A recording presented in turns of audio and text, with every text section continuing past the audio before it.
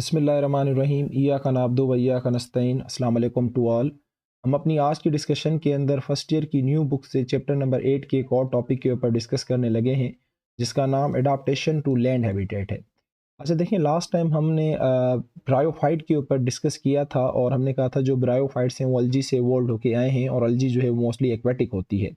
तो आपको पता है कि पानी की जो लाइफ होती है वो कुछ और होती है और जो टेरेस्ट्रियल लाइफ होती है वो कुछ और होती है।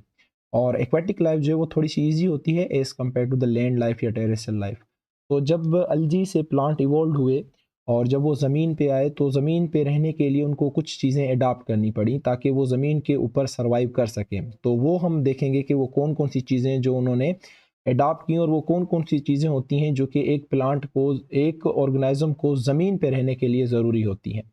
अच्छा, ये कहता है the first evidence that plants had invaded the land. जो सबसे पहला एविडेंस मिला था कि जो प्लांट्स हैं वो कब ज़मीन पे आए समंदर से, तो उसका फॉसिल्स जो हमें मिलता है वो एक सिल्यूरियन। इसको लेके परेशान नहीं होना।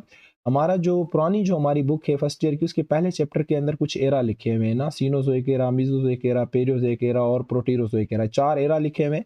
फिर उसके अंदर फर्दर जो है कुछ दौर हैं। ये जो सिल्यूरियन लिखा हुआ है ये एक दौर है, एरा है तकरीबन आज से 440 या 430 मिलियन साल पहले का। और इसका एक और जो है वो एरा आता है जिसका नाम है डेवोनियन। ये दोनों एरा हैं, दौर हैं, तो परेशान होने की ज़रूरत नहीं कि पता नहीं क्या है ये। और तकरीबन ये भी आज से 400 या 395 मिलियन साल पहले की कुछ हमारे पास बातें कर रहा है कि इस दौर के अंदर जो है हमें ये फॉसिल्स रिकॉर्ड इनके मिले थे प्लांट के, कि इतना टाइम पहले जो है वो दुनिया के अंदर आ गए थे। ये कहता है life for aquatic organism is an easy life as compare to the land. जैसा कि मैंने आपको बताया कि पानी के अंदर जो लाइफ होती है वो थोड़ी सी ईजी होती है as compare to the land, क्योंकि पानी के अंदर ऑर्गेनिज्म हर चीज़ जो है वो डिज़ोल्व फॉर्म के अंदर ले रहा होता है, फूड है, गैसेस है, सब कुछ। लेकिन जब हम ज़मीन पे आते हैं तो वो चीज़ें हमें डिज़ोल्व फॉर्म में नहीं मिलती, उनको हमें लेना पड़ता है, उनके लिए हमें स्ट्रगल करनी पड़ती है। तो ये कहता है कि जब प्लांट ज़मीन पे आए समंदर से तो इनको बहुत सारी प्रॉब्लम का सामना करना पड़ा, जिनमें से कुछ ये हैं कि उनको पानी को कंज़र्व करने की प्रॉब्लम थी, पानी को ऑब्टेन करने की प्रॉब्लम थी, कार्बन डाइऑक्साइड को एब्ज़ॉर्ब करने की प्रॉब्लम थी कि एटमॉस्फेयर से वो कैसे एब्ज़ॉर्ब करें, क्योंकि जब पानी में रहते तो फिर तो आसानी से कार्बन डाइऑक्साइड डिज़ोल्व फॉर्म में आ जाती थी। तो ये कहता है कि इन प्रॉब्लम को सॉल्व करने के लिए ब्रायोफाइट्स ने कुछ एडाप्टेशन की। सबसे जो पहली एडाप्टेशन थी वो पानी को अडॉप्ट करने के लिए थी। देखो, मैंने आप लोगों को पहले भी बताया हुआ है, जो अलजी की बॉडी होती है वो बहुत ज़्यादा सिंपल होती है और अलजी से निकले हमारे ब्रायोफाइट्स, और उन ब्रायोफाइट्स की बॉडी सिंपल होती है, इतनी ज़्यादा कॉम्प्लिकेटेड नहीं होती जैसे हमारे पास ट्रैक्योफाइट्स की होती है, जो कि हम आगे चल के पढ़ेंगे। तो ये कहता है कि ये हमारे पास एक पूरी की पूरी क्या है, ब्रायोफाइट की बॉडी है। और इसके जो लोअर सेल आपको नज़र आ रहे हैं, ये बिल्कुल जो लोअर सेल नज़र आ रहे हैं, इन लोअर सेल्स ने क्या किया, अपने साइटोप्लाज्म को थोड़ा-सा एक्सटेंड किया। इस तरह से देखो, यहाँ पे अपने साइटोप्लाज्म को इन्होंने थोड़ा-सा ज़मीन की तरफ खींचा और खींचने के बाद इन्होंने क्या किया, ज़मीन से पानी को एब्ज़ॉर्ब करना क्या कर दिया, शुरू कर दिया। अल्दो ये ट्रू रूट्स नहीं हैं, ये फ़ाल्स रूट्स हैं, इन्हें रिज़ॉइड्स कहा जाता है, ठीक है? ये फ़ाल्स रूट हैं, ट्रू रूट्स नहीं हैं, क्योंकि ट्रू रूट्स जो हैं वो ब्रायोफाइट्स के अंदर पाई नहीं जाती। तो ये हमारे पास क्या है, फ़ाल्स रूट्स हैं। और ये फ़ाल्स रूट्स बनाई कैसे इन्होंने, जो इनके लोअर सरफेस थे उनको थोड़ा-सा इन्होंने क्या किया है, एक्सटेंड किया है, अपने साइटोप्लाज़्म को खींचा है और फिर इसने ज़मीन से पानी लेना शुरू कर दिया और हमने इसका नाम क्या रख दिया, रिज़ॉइड रख दिया। तो पानी को लेने का जो इनका मसला है वो तो हल हो गया। दे अडॉप्ट रिजॉइड, इन्होंने क्या किया, रिजॉइड को अडॉप्ट किया। ये रूट लाइक स्ट्रक्चर होता है लेकिन रूट नहीं होता। For better absorption of water from the soil, ताकि ज़मीन से अच्छे तरीके से पानी को ये ले सकें। और मैंने बताया कि रिजॉइड कहाँ से डेवलप होती हैं, इनके जो लोअर सेल होते हैं, लोअर सरफेस पे जो सेल लगे हुए होते हैं, उनको ये थोड़ा सा फिलामेंट की तरह खींचते हैं। थैलस, मैंने कहा था ये जो सिंपल बॉडी है इसे थैलस कहा जाता है। तो उसको थोड़ा सा नीचे खींचते हैं, लोअर सरफेसिस को फिलामेंट बना लेते हैं और ये पानी का जो है वो पानी को एब्जॉर्ब करने में काम दे रहे थे, तो हमने इसका नाम रख दिया रिजॉइड्स के, ये रूट लाइक स्ट्रक्चर है। अच्छा देखो, एक बार इसने पानी को एब्जॉर्ब कर लिया, अब वो प्रॉब्लम ये है कि वो जब ज़मीन पे आए हैं तो ज़मीन का टेम्परेचर तो आपको पता है वैसे भी चेंज होता रहता है, फ्लक्चुएट होता रहता है। तो जब टेम्परेचर हाई होता है तो एवापोरेशन की वजह से, ट्रांसपायरेशन की वजह से सारा पानी इसकी बॉडी से दोबारा निकल जाता है। तो इसको कुछ ऐसा करना है कि ये पानी इसकी बॉडी के अंदर क्या हो जाए, कंज़र्व हो जाए। तो कंज़र्वेशन ऑफ वाटर के लिए इसने क्या किया, आप सब लोगों को पता है कि प्लांट एक मल्टी सेल्युलर ऑर्गेनिज़्म है ना।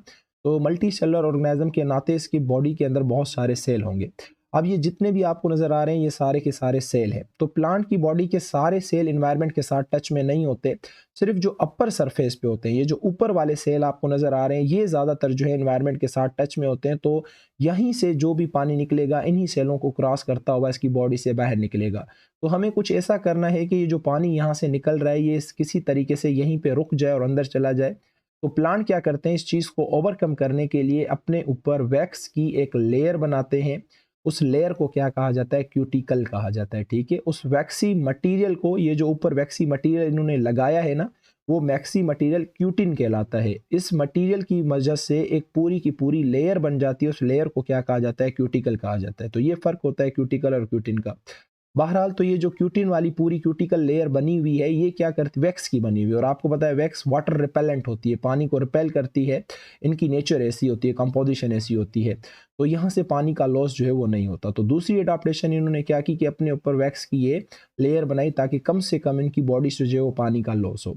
और सारे सेल तो एनवायरनमेंट के साथ कनेक्टेड इनके वैसे भी नहीं होते, ज़्यादातर अपर सरफेस वाले होते हैं। तो क्यूटिकल जो है वो इनकी अपर सरफेस पे भी पाई जाती है और लोअर सरफेस पे भी पाई जाती है। तो लिखा हुआ है कि मल्टी सेलुलर होने के नाते जितने भी सेल्स हैं वो डायरेक्टली एटमॉस्फेयर के साथ कनेक्टेड नहीं होते, सिवाय अपर सेल्स के जो अपर सरफेस पे होते हैं। तो अपर सरफेस के जो सेल है इन्होंने क्या किया, अपने अंदर एक वैक्स की लेयर बनाई है और उस वैक्स की लेयर को कहते हैं क्यूटिकल। और वो जो वैक्सी मटीरियल है उसका नाम क्या है, क्यूटिन, जो कि पानी का लॉस होने से इन्हें क्या करते हैं, बचाते हैं। तो पानी को ऑब्टेन करना भी इन्होंने सीख लिया रिजॉइड्स की मदद से, और पानी को कंजर्व करना भी इन्होंने सीख लिया क्यूटिकल की मदद से। अब तीसरी जो हमारे पास चीज़ है वो है एब्जॉर्प्शन ऑफ कार्बन डाइऑक्साइड, कि कार्बन डाइऑक्साइड को ये किस तरह से एनवायरनमेंट से क्या करें, अब्जॉर्ब करें, क्योंकि पानी के अंदर तो ये डिजोल्व फॉर्म में लेते थे, अभी एटमॉस्फेयर पे आ गए हैं। अच्छा, यहाँ पे आपको कुछ स्पेसिस जो नज़र आ रहे हैं इनको कहा जाता है एयर चेंबर या एयर स्पेसिस कहा जाता है। ये देखो ये लिखा भी हुआ है इस इमेज के अंदर, अगर आप लोगों को नज़र आ रहा हो तो ये हमारे क्या है, एयर स्पेसिस हैं, यानी एयर चेंबर कहा जाता है। यहाँ पे हवा जो है वो क्या होती है, स्टोर होती है। तो अब हवा स्टोर तब होगी ना जब हवा इस क्यूटिकल से, इस ऊपर वाली एपिडर्मिस से, जो आउटर लेयर से एपिडर्मिस कहा जाता है, इसको क्रॉस करके जब अंदर आएगी तभी स्टोर होगी ना। फिर वो अलग बात है कि एयर चेंबर के अंदर आएगी, फिर ये फोटोसिंथेटिक सेल लगे हुए हैं, यहाँ पे फोटोसिंथेसिस का प्रोसेस होगा। लेकिन बात यह है कि एयर चेंबर तक हवा पहुंचाई कैसे जाए। तो इन्होंने क्या किया, अपनी एपिडर्मिस के ऊपर जो एपिडर्मल सेल थे उनमें से कुछ सेलों को मॉडिफाई करके वहां पे कुछ इन्होंने पोर्स बना लिए, और उन पोर्स को आज हम किसके नाम से जानते हैं, स्टोमेटा के नाम से जानते हैं। ये स्टोमेटा कैसे बनते हैं, किन सेलों से बनते हैं, कौन कंट्रोल करता है, ये भी इंशाल्लाह हम आगे चल के ज़रूर डिस्कस करेंगे। और मेरे ख्याल में मैं गैसेस एक्सचेंज के अंदर ये डिस्कस कर भी चुका हूँ जहाँ तक मुझे याद आ रहा है। तो गैसेस एक्सचेंज में आप लोग इसे पढ़ लेना। तो ये कहता है जो एक्वाटिक प्लांट होते हैं उनके लिए तो कार्बन डाइऑक्साइड को सराउंडिंग से डिजोल्व करना, हासिल करना वो कोई बड़ी बात नहीं होती, वो डिजोल्व फॉर्म में हासिल कर लेते हैं। लेकिन जब ब्रायोफाइट ज़मीन पे आए तो उनके लिए बहुत बड़ी प्रॉब्लम थी कि वो कार्बन डाइऑक्साइड को एटमॉस्फेयर से कैसे एब्जॉर्ब करें। तो इन्होंने क्या किया, जो अपर वाली सरफेस थी वहाँ पे कुछ पोर्स को जो है वो अडॉप्ट किया। ये पोर्स किसकी मदद से बनते हैं, एपिडर्मल जो सेल हैं उनकी मदद से बनते हैं। कैसे बनते हैं फिर ये हमारी एक अलग डिस्कशन है। तो जैसे एपिडर्मल सेलों की मदद से ये पोर्स बने, तो इन पोर्स से क्या हुआ, हवा अंदर आने लगी और एयर चेंबर के अंदर जाने लगी या एयर स्पेसिस के अंदर जाने लगी, जहाँ से वो अंटर हो रही थी। ये बाकी जितने भी आपको नज़र आ रहे हैं ये सारे के सारे फोटोसिंथेटिक सेल हैं। इन फोटोसिंथेटिक सेल के अंदर जाएगी और फोटोसिंथेसिस करेगी और इस तरह से एनर्जी की प्रोडक्शन होगी।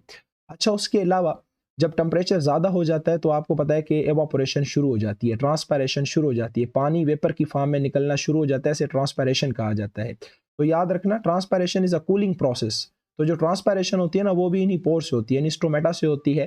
तो हम ये भी कह सकते हैं कि ये जो सुराख इन्होंने बनाए हैं ये ना सिर्फ कार्बन डाइऑक्साइड को लेने में काम आ रहे हैं, बल्कि प्लांट की बॉडी का टेम्परेचर भी मेंटेन करने में इनको एक बहुत आसानी हो रही है, एक एड मिल रही है, एक मदद मिल रही है। तो मुझे उम्मीद है कि ये वाला टॉपिक आप लोगों को समझ आ गया होगा। अच्छा, उसके बाद नेक्स्ट जो इनकी अडाप्टेशन है वो है हेटेरोगेमी। देखें वर्ड हेटेरो क्या मुराद होता है, जहाँ पे भी लफ्ज़ आ जाए हेटेरो, इसका मतलब होता है मुख्तलिफ, गेमी का मतलब होता है गैमेट्स। यानी ये क्या करते हैं, मुख्तलिफ किस्मों के क्या करते हैं, गैमेट्स बनाते हैं। इनके जो गैमेट बनते हैं मेल फीमेल, वो मॉर्फोलॉजिकली और फिजियोलॉजिकली सिमिलर नहीं होते। वो मॉर्फोलॉजिकली भी डिसिमिलर होते हैं, फिजियोलॉजिकली भी क्या होते हैं, डिसिमिलर होते हैं। मैं बताता हूँ कैसे। मोस्ट सक्सेसफुल मोड है रिप्रोडक्शन का अडॉप्ट बाय द ब्रायोफाइट्स। तो ब्रायोफाइट्स ने जब सेक्सुअल रिप्रोडक्शन करना स्टार्ट की तो इन्होंने डिफरेंट किस्मों के जो हैं वो गैमेट्स बनाना शुरू कर दिए थे।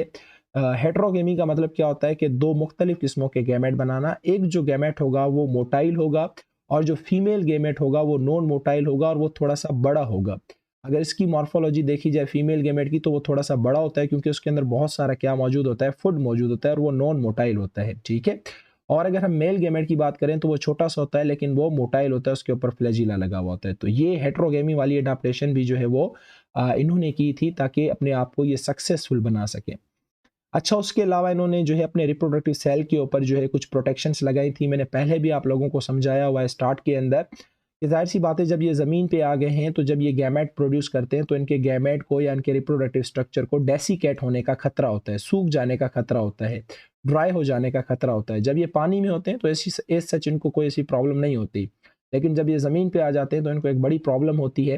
तो इस प्रॉब्लम को ओवरकम करने के लिए क्या करते हैं, अपने रिप्रोडक्टिव स्ट्रक्चर के ऊपर एक जैकेट लगा देते हैं, और मैंने उन्हें कहा था कि हम उसे प्रोटेक्टिव जैकेट भी कहते हैं, या आज हम उन्हें जैकेट सेल्स के नाम से भी याद करते हैं। अच्छा, उसके अलावा मैंने आपको बताया था कि जो हेयर होते हैं वो भी कहीं न कहीं पानी को रोकने का जो है वो काम करते हैं, वो भी पानी का लॉस होने नहीं देते। तो उसके अलावा ये क्या करते हैं, जैकेट सेल के अलावा उसके ऊपर कुछ हेयर लाइक स्ट्रक्चर डेवलप कर देते हैं, जिन्हें पैराफाइसिस कहा जाता है। ये भी क्या करते हैं, जो रिप्रोडक्टिव सेल होते हैं या जो रिप्रोडक्टिव ऑर्गन होते हैं, उनको ड्राई होने से बचाते हैं। तो बाज़ औक़ात आपके पेपरों में पैराफाइसिस कभी-कभी आ जाता है कि पैराफाइसिस क्या है? तो भाई, जो ब्रायोफाइट के रिप्रोडक्टिव स्ट्रक्चर होते हैं, उनके ऊपर ये हेयर लाइक स्ट्रक्चर होते हैं। इनका काम क्या होता है कि जो अंदर रिप्रोडक्टिव सेल हैं, यानी कि स्पर्म है या ओवम है, या फिर जो रिप्रोडक्टिव ऑर्गन है, मेल है तो एंथ्रीडियम होगा, फीमेल है तो आर्किगोनियम होगा, उनको भी ये क्या करते हैं, डेसिकेट होने से, ड्राई होने से क्या करते हैं, बचाते हैं, प्रिवेंट करते हैं। तो मुझे उम्मीद है कि ये 2 पॉइंटें भी आप लोगों को समझ आ गई होंगी। अच्छा, हमारे पास इसकी जो लास्ट एडाप्टेशन है वो है फॉर्मेशन ऑफ एम्ब्रियो। आपको पता है, जब ये सेक्सुअल रिप्रोडक्शन करेंगे, तो मेल की साइड से जब स्पर्म आएगा और फीमेल की साइड से जब ओवम आएगा, तो ये दोनों आपस में क्या हो जाएंगे, फ्यूज़ हो जाएंगे।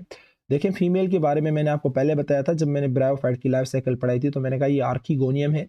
आर्किगोनियम के अंदर ये ओवम मौजूद है। मेल का स्पर्म जो है वो यहाँ से ट्रैवल करता आएगा, ये वेंटर होता है, वेंटर पे नेक के नाल सेल लगे हुए होते हैं, मैं डिस्कस कर चुका हूँ। वो सेल कुछ केमिकल सीक्रेट करते हैं, वो स्पर्म को इसकी तरफ खींचते हैं, और यहाँ से होता हुआ ये आर्किगोनियम के अंदर आके इस ओवम के साथ क्या हो जाता है, फ्यूज़ हो जाता है।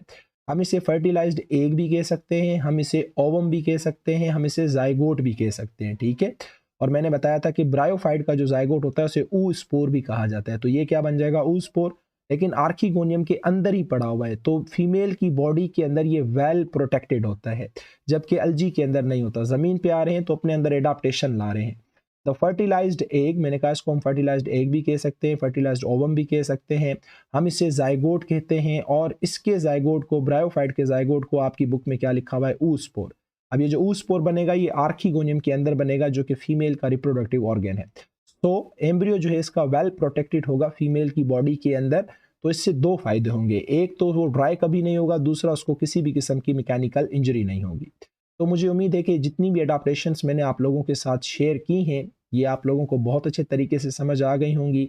आप लोग इसको पढ़ें, अच्छे तरीके से समझें, जहाँ प्रॉब्लम होती है, और आप मुझसे जो है कमेंट बॉक्स में आके पूछ सकते हैं। और मैं एक बार फिर से कह देता हूँ कि जब भी आप मेरा कोई लेक्चर कंप्लीट सुनते हैं, तो एंड में मुझे थंबनेल ज़रूर दे दिया करें, या डन सर कर दिया करें, ताकि मुझे पता चल जाए कि आपको मेरी बात समझ आ रही है। आप लोगों का बहुत शुक्रिया। अल्लाह हाफ़िज़। अपना बहुत सारा ख्याल रखिएगा।